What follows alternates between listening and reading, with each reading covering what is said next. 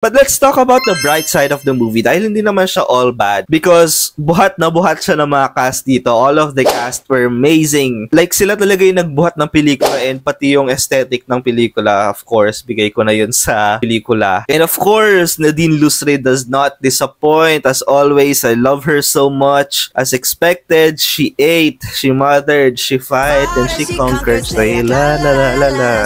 Like everybody say mother.